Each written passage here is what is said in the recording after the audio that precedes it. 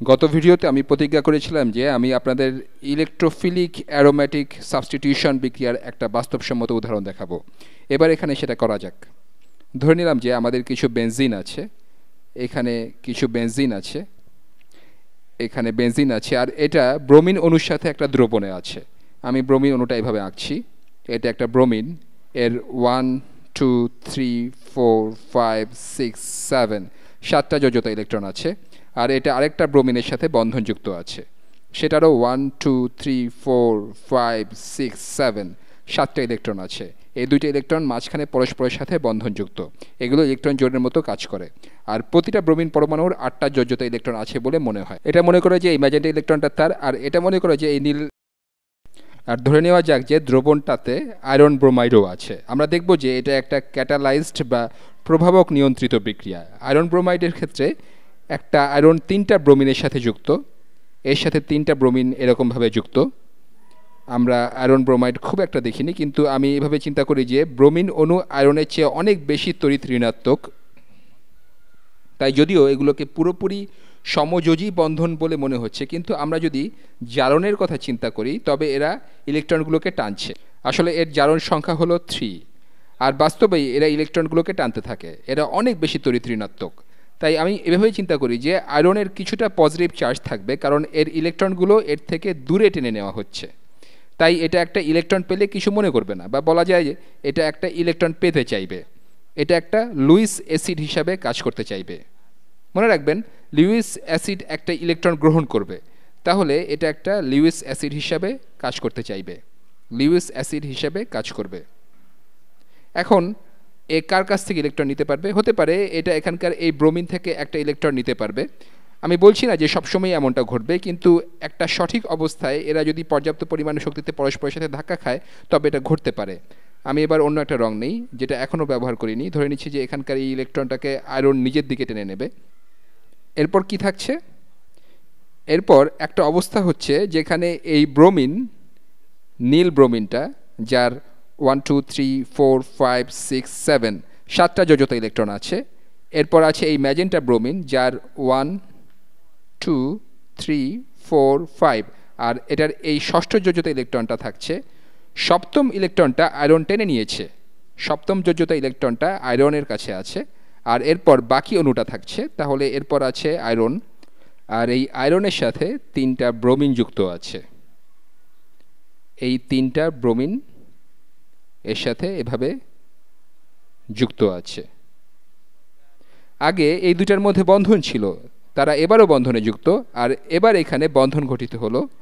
এই ইলেকট্রন জোড় হতে একটা ইলেকট্রন লাফিয়ে আয়রনের কাছে গিয়ে আরেকটা বন্ধন গঠন করলো। এই ব্রোমিনটা আগে নিরপেক্ষ ছিল, এটা এবার একটা ইলেকট্রন হারিয়েছে, তাই এর এবার একটা পজিটিভ চার্জ আছে, এর এখন একটা পজিটিভ চার্জ আছে। আর আয়রন যেহেতু এবার একটা ইলেকট্রন পেয়েছে, তাই এর এখন একটা নেগেটিভ চার্জ আছে, এর এবার একটা নেগেটিভ চার্জ আছে। এখন চিন্তা করা যাক যে এরপর কি ঘটবে। এবার আমরা মিশ্রণে বেনজিন নিয়ে আসব। আমি বেনজিনটা আবার আঁকছি। আমি বেনজিনটা এরকমভাবে আবার আঁকলাম, এভাবে আঁকলাম। আর এখানে এই দ্বিবন্ধন আছে। ব্যাপারটা পরিষ্কার করার জন্য আমি তৃতীয় দ্বিবন্ধনটার দুই প্রান্তে ইলেকট্রনগুলো দেখাচ্ছি।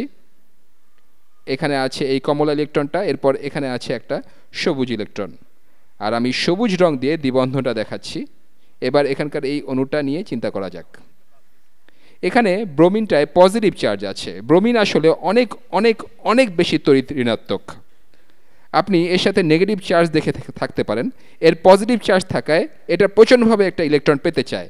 আর একটা সঠিক পরিস্থিতিতে আপনি এরকমটা অনুমান করতে পারেন যে এটা খুবই খুবই প্রচণ্ডভাবে এখানকার এই ইলেকট্রনটা নিতে চায়। এটা যে কোনোভাবেই হোক এই ইলেকট্রনটাকে টানতে পারে। এটা এই ইলেকট্রনটাকে যদি কোনোভাবে টেনে নিতে পারে, এটা যদি একটা ইলেকট্রন নিয়ে নেয়, তবে এই ব্রোমিনটার একটা পজিটিভ চার্জ থাকবে। তখন এই ব্রোমিনটা হয়তো একটা ইলেকট্রন টানতে থাকবে। এটা যদি একটা ইলেকট্রন পায়, তবে এটাও একটা ইলেকট্রন পাবে। আপনি কল্পনা করতে পারেন যে এই পুরো জিনিসটাই আসলে অনেক প্রচণ্ডভাবে একটা ইলেকট্রন নিয়ে নিতে চাইবে। এটা হয়তো খুব ভালোভাবে তা করবে। তাহলে এটা হলো একটা শক্তিশালী ইলেকট্রোফাইল। তাহলে এই বেনজিন রিংয়ের ব্রোমিনেশনের প্রকৃতপক্ষে যা ঘটবে তা হলো, এখানে কিছু হাইড্রোজেন আঁকা যাক যাতে বিষয়টা পরিষ্কার বোঝা যায়। এখানকার সব কার্বনেই আসলে হাইড্রোজেন আছে। ইলেকট্রোফিলিক অ্যারোমেটিক সাবস্টিটিউশন বিক্রিয়ার ক্ষেত্রে অনেক সময় এটা ভিজুয়ালাইজ করাটা গুরুত্বপূর্ণ হয়। তাহলে এখানকার প্রতিটা কার্বনেই হাইড্রোজেন আছে। এটা হয়তো এত বেশি ইলেকট্রোফিলিক যে এটা এই অ্যারোমেটিক রিং ভেঙে এখানকার এই ইলেকট্রনটা নিয়ে নেবে। হয়তো এখানকার এই ইলেকট্রনটা হয়তো ব্রোমিনের কাছে যাবে। হয়তো এটা আমার এভাবে করা উচিত, এটা পরিষ্কার করা দরকার যে এটাকে প্রতিস্থাপন করবে। স্পষ্টত ইলেকট্রন হলো কিছুটা বিনিময়যোগ্য, তাই এটা হয়তো এখানে যাবে। আমি এটা পরিষ্কার করে দেখাই যে এটা নীল ব্রোমিনের কাছে যাবে। এখানকার এই ইলেকট্রনটা এই নীল ব্রোমিনের কাছে যাবে। এই নীল ব্রোমিনটা যদি একটা ইলেকট্রন পায় তবে সেটা এই ইলেকট্রনটা ছেড়ে দিবে। এই নীল ইলেকট্রনটা তখন এখানকার এই ব্রোমিনটার কাছে যাবে। এর পরের অবস্থাটা দেখতে কীরকম হবে, এর পরের অবস্থাটা দেখানোর জন্য প্রথমে বেনজিন রিংটা আঁকা যাক। প্রথমে আমাদের বেনজিন রিংটা থাকবে। আমি বেনজিন রিংটা আঁকছি। এটা হলো বেনজিন রিংটা। প্রথম দুইটা দ্বিবন্ধন এঁকে নিলাম। আমি সবগুলো হাইড্রোজেন এঁকে ফেলি। আমি সেগুলো বেগুনি রং দিয়ে দেখাতে চাইছি। তাহলে 1 হাইড্রোজেন, তাহলে 1 hydrogen, 2 hydrogen, 3 hydrogen, 4 hydrogen, 5 hydrogen আর 6 হাইড্রোজেন। এই কমলা ইলেকট্রনটা এখনও এখানকার এই কার্বনটার সাথেই আছে। তাহলে কমলা ইলেকট্রনটা এখনও এই কার্বনের সাথে আছে, কিন্তু এই ইলেকট্রনটা এবার ব্রোমিন টেনে নিয়েছে। তাহলে এই ইলেকট্রনটা টেনে নিয়েছে এখানকার এই ব্রোমিনটা নিয়ে নিয়েছে। আমি এটা কিছুটা উল্টে দিয়েছি। আর এখন এর আরও 6টা যোজ্যতা ইলেকট্রন আছে, 1 2 3 4 5 6। একটা ইলেকট্রন এই কার্বন থেকে নিয়ে নেওয়া হয়েছে, তাই সেই কার্বনটার এবার একটা পজিটিভ চার্জ থাকবে। গত ভিডিওতে দেখেছিলাম যে এটা হলো রেজোনেন্স স্ট্যাবিলাইজড। এই ইলেকট্রনটা লাফিয়ে এখানে যেতে পারে, এই ইলেকট্রন লাফিয়ে এখানে আসতে পারে। এটা এরকম বেশি সুস্থিত নয় যেমনটা এই অ্যারোমেটিক বেনজিন রিংটা সুস্থিত। এটা খুব বাজে ধরনের কার্বোক্যাটায়ন নয়। এটা কিছুটা সময় বিরাজমান থাকার মতো যথেষ্ট শক্তিশালী, যে সময়ে ট্রানজিশন স্টেটটা শুরু হবে। আর এরপর এখানকার এই অণুটা দেখতে কীরকম হবে, এটা দেখতে হবে এই ব্রোমিনটার একটা পজিটিভ চার্জ ছিল, এর একটা পজিটিভ চার্জ ছিল, আর এবার সে একটা ইলেকট্রন পেয়েছে। সেটা আঁকা যাক। এখানে ব্রোমিনটা আছে, এটা একটা ইলেকট্রন পেয়েছিল, তাই এটা আবার নিরপেক্ষ হয়ে গেছে। এটার আছে 1 2 3 4 5 6। আর এটা এবার নীল ইলেকট্রনটা পেয়েছে, তাই এর এবার 7টা যোজ্যতা ইলেকট্রন আছে, সেজন্য এটা নিরপেক্ষ হয়ে গেছে। এটার সাথে বন্ধনযুক্ত আছে আয়রন ব্রোমাইড, এটার সাথে আয়রন ব্রোমাইড বন্ধনযুক্ত আছে। সেটা আঁকা যাক। একটা ব্রোমিন, 2টা ব্রোমিন, 3টা ব্রোমিন। তাহলে আমরা এখানে নীল ব্রোমিনটা বেনজিন রিংয়ে দিয়ে দিয়েছি, কিন্তু সেটা এখানে এসে খুশি নয়। এটা এর অ্যারোম্যাটিসিটি ভাঙতে চায় না, এটা একটা ইলেকট্রন ফিরে পেতে চায়। এটা কিভাবে একটা ইলেকট্রন ফিরে পেতে পারে, আমি এখানে একটা জিনিস পরিষ্কার করে দেখাই। এই জিনিসটার একটা নেগেটিভ চার্জ ছিল, এখানে এটার একটা নেগেটিভ চার্জ ছিল, আর এটার এখানে একটা ইলেকট্রন ছিল। তাহলে হয়তো এখানকার এই জিনিসটা এবার হয়তো একটা সত্যিকারের ক্ষার হিসেবে কাজ করবে। এটা বেনজিন রিং থেকে একটা প্রোটন নিয়ে নিতে পারবে, যেমনটা আমরা গত ভিডিওতে দেখেছি। এটা এবার একটা ক্ষার, এই পুরো কমপ্লেক্সটা একটা শক্তিশালী ইলেকট্রোফাইল হিসাবে কাজ করেছে। এখন এখান থেকে যেহেতু একটা ব্রোমিন বের হয়ে গেছে, তাই এই জিনিসটা হয়তো এখন একটা প্রোটন নিতে চাইবে, কারণ এটা এখন নেগেটিভ আর এটা এখন ক্ষার হিসেবে কাজ করবে। এটা এখান থেকে একটা প্রোটন নিবে। এটা যদি একটা প্রোটন নিয়ে নেয় তবে এর ছেড়ে যাওয়া ইলেকট্রনটা এখনও সেখানে থাকবে। এই ইলেকট্রনটা এখনও এখানে আছে, আমি এটা ভিন্ন রং দিয়ে দেখাই। এই ইলেকট্রনটা আমি লাল রং দিয়ে দেখাই। এই ইলেকট্রনটা এখনও এখানে আছে, আর এই ইলেকট্রনটা মূল কার্বোক্যাটায়নটার কাছে চলে আসবে, আর এটা আবার একটা অ্যারোমেটিক রিংয়ে পরিণত হবে। তাহলে সেটা কেমন দেখাবে, আপনি এমন একটা অবস্থার কথা কল্পনা করতে পারেন যেখানে এই ইলেকট্রনটা, এখানকার এই সবুজ ইলেকট্রনটা এখানকার এই হাইড্রোজেন নিউক্লিয়াসকে দেওয়া হয়। আর এটা যদি হাইড্রোজেন নিউক্লিয়াসকে দেওয়া হয় তবে এখানকার এই লাল ইলেকট্রনটা এই কার্বোক্যাটায়নের কাছে চলে আসতে পারে। তাহলে এরপর কি থাকছে, এরপর আমাদের কি থাকছে, আমরা যেটা দিয়ে শুরু করেছিলাম সেটাই আঁকা যাক। তাহলে এটা আমাদের বেনজিন রিং, এখানে এই দ্বিবন্ধন আর এই দ্বিবন্ধন আছে। এবার এখানে সবগুলো হাইড্রোজেন আঁকি। এখানে এই হাইড্রোজেন আছে, এই হাইড্রোজেন, এখানে আছে এটা, এখানে এটা আছে, আর এখানে এটা আছে। আর এখানকার এই হাইড্রোজেনটা এইমাত্র কেউ নিয়ে নিয়েছে, তাহলে এখানকার এই হাইড্রোজেনটা বের করে আনা হয়েছে। আসলে এই হাইড্রোজেন নিউক্লিয়াসকে এই সবুজ ইলেকট্রনটা দেওয়া হয়েছে, এটাকে সবুজ ইলেকট্রনটা দেওয়া হয়েছে, যেটা জোড়বদ্ধ ছিল এখানকার এই ম্যাজেন্টা ইলেকট্রনের সাথে। এটা ম্যাজেন্টা ইলেকট্রনের সাথে জোড়বদ্ধ আছে, এটা এবার ব্রোমিনের সাথে বন্ধনযুক্ত হচ্ছে। তাহলে আমরা পেলাম হাইড্রোজেন ব্রোমাইড, এটার আছে 1 2 3 4 5 6 আরও 6টা যোজিত ইলেকট্রন। আমি এটা একই রং রাখছি, আর এটা এবার বন্ধনযুক্ত।